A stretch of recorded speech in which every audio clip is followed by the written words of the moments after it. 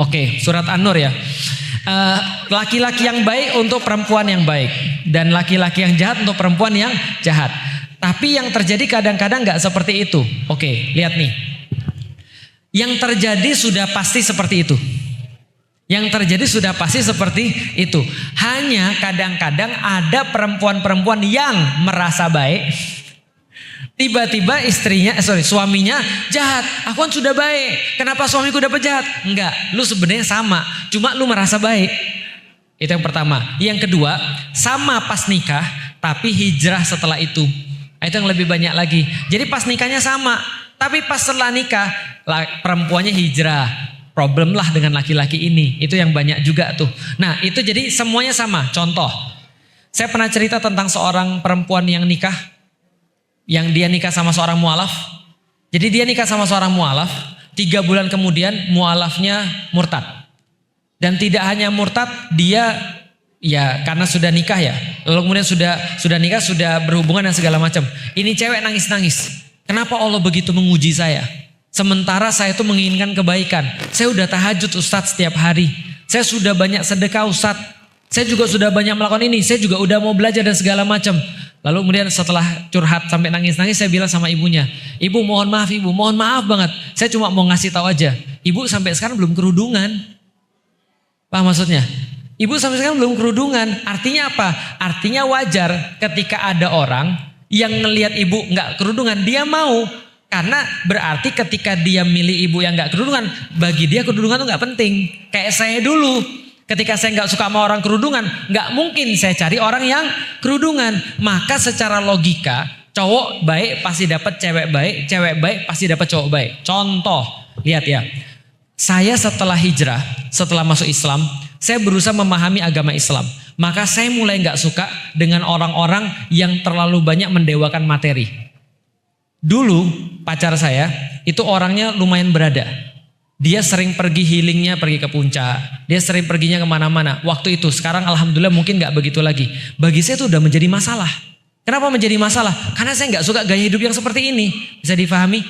Apalagi ketika saya ngomong misalnya alhamdulillah, Allahu Akbar, la ilaha illallah. Kalau ada cewek yang gak baik, dia suka dengan cowok-cowok yang ngomong kayak gitu. Enggak lah, apa sih ini? Panas gue dengernya.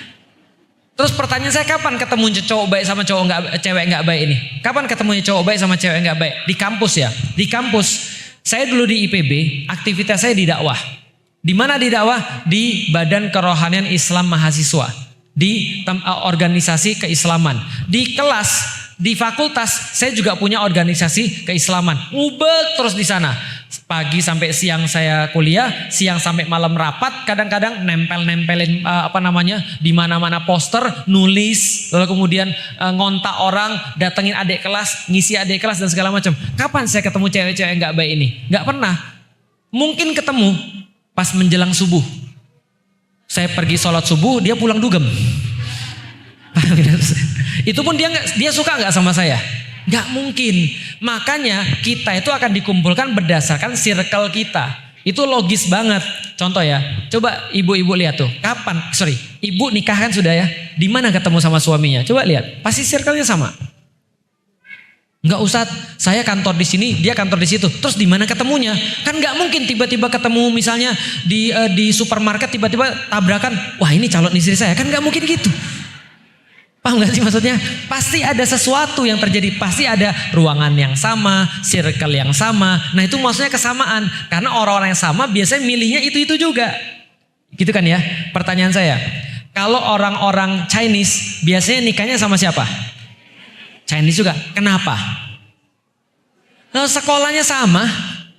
Ibu dan bapaknya kenal. Tinggalnya juga di situ-situ juga. Kan ngumpulnya kan tinggalnya sama. Lah wajar kalau mereka nikah sama-sama orang Chinese. Yang aneh tuh saya. Orang Chinese nikah sama orang Jawa. Kenapa bisa begitu?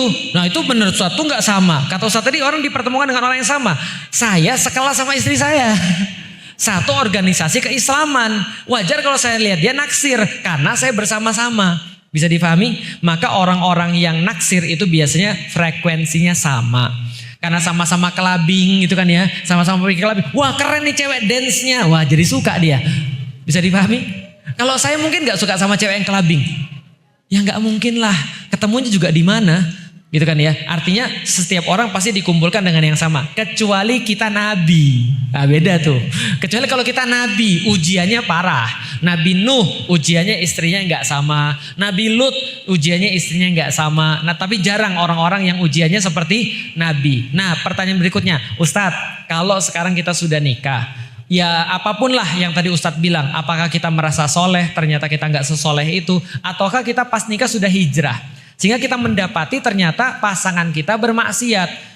Padahal kita pengennya taat. Sering kali terjadi pada ibu-ibu. Karena ibu-ibu setelah nikah ikut pengajian ternyata baru ngerti. Standar cowok yang benar tuh kayak begini. Lalu bagaimana? Nah itulah sabar yang pertama. Sabar. Kalau bapak-bapak jauh lebih mudah. Karena bapak-bapak adalah pembina daripada istri-istrinya. Gimana caranya? Sering-sering ajak ngobrol. Ingat-ingat kata-kata saya, setiap perilaku pasti karena cara pikir tertentu. Maka yang harus diubah adalah cara pikirnya seperti apa. Maka ngobrol itu penting. Maka ngobrol itu jadi sesuatu yang sangat penting di dalam rumah tangga. Kenapa? Karena ngobrol itulah yang nanti akan mengubah segala-galanya. Misal, istri saya dulu sering nanya, kapan bayar kontrakan? Karena kontrakan kita tuh habisnya bulan September. Biasanya Oktober kita harus kontrakan kita habisnya bulan Oktober. September biasanya kita sudah harus nyari rumah yang baru. Dan selama 3 tahun berturut-turut istri saya selalu sama. Mendapati saya baru punya uang tuh biasanya bulan September. Kayak gitu. September ada uang untuk kontrak. Istri saya nanya, Bi sudah ada belum? Rumahnya di mana? Saya bilang nanti aja lah. Bi sudah ada belum? Nanti aja lah. Bi sudah nanti aja lah. Lama-lama dia ngomongin terus saya marah. Bukan marah, gak enak dengarnya gitu loh maksudnya. Kenapa? Bagi saya, kamu gak percaya sama saya bahwa saya akan berbuat yang terbaik untuk nyari kontrakan. Kan bukan cuma kamu yang perlu, aku juga perlu. Tapi saya juga ngobrol sama istri saya. Dan kita punya Allah. Yang harus kita syukuri dalam kehidupan kita adalah kamu gak maksiat, aku gak maksiat. Aku coba berdakwah, kamu coba berdakwah. Dan bukankah ketika kita nikah, kita sudah tahu tujuan hidup kita adalah dakwah dan kamu dukung aku selama aku masih berdakwah. Kalau aku sudah gak berdakwah, kamu baru boleh nanya, kamu tuh ngapain? Tapi selama aku dakwah, insya Allah ini yang kita cari dalam pernikahan. Saya punya surat sama istri saya, surat khitbah saya sama istri. Saya ke istri saya nulis, saya minta 2, dukung saya dalam dakwah dan satu lagi adalah percaya sama saya selama saya gak maksiat. 2 itu aja yang saya minta. Itu ada bukti autentiknya, tertulis. Dan dia balas suratnya, aku akan dukung kamu dalam dakwah dan percaya selama kamu taat pada Allah. Saya bilang ini sudah ada nih. Apa yang kita khawatirkan? Aku juga khawatir sih sebenarnya. Cuma maksudnya gini, maksudnya kalau kamu kayak gitu terus itu juga nggak mengubah apapun. Bisa difahami ya. Nah baru kemudian kita ngobrol bisa diubah. Kadang-kadang ada yang nggak bisa diubah. Kadang-kadang ada beberapa kasus memang perempuannya keterlaluan. Kemarin saya baru dapat kasus yang luar biasa. Ada seorang perempuan sudah nikah sama suami, sudah nikah, dia nggak mau tidur sekamar sama suaminya. Berarti ada masalah kan? Gimana caranya? Cari tahu. Kenapa kamu nggak mau tidur sama aku? Gitu kan ya. Lah kalau misalnya sudah dijawab, contoh misalnya, habis kamu bau sih, ya udah tinggal diperbaiki. Habis kamu ngorok sih, ya udah tinggal diperbaiki. Kan katanya. Tapi harus tahu dulu, mengetahui problemnya apa, itu penting bagi laki-laki. Dan tenang, insya Allah setiap laki-laki mas diberikan kemampuan untuk berbicara menaklukkan perempuan. Itu semua laki-laki. Jadi ajak ngobrol aja. Kalau misalnya ada temennya atau siapapun yang istrinya bermaksiat, ajak ngobrol.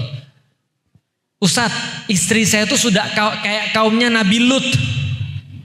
Ada nggak? Ada. Kemarin lagi saya ketemu lagi. Ada perempuan memang pelaku. Memang pelaku. Jadi ada perempuan yang habis nikah nggak mau disentuh sama suaminya, nggak mau disentuh sama, literally nggak mau disentuh sama suaminya.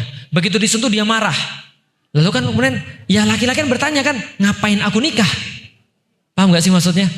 Setelah ditanya, ternyata ya itu, ternyata penyuka sesama jenis.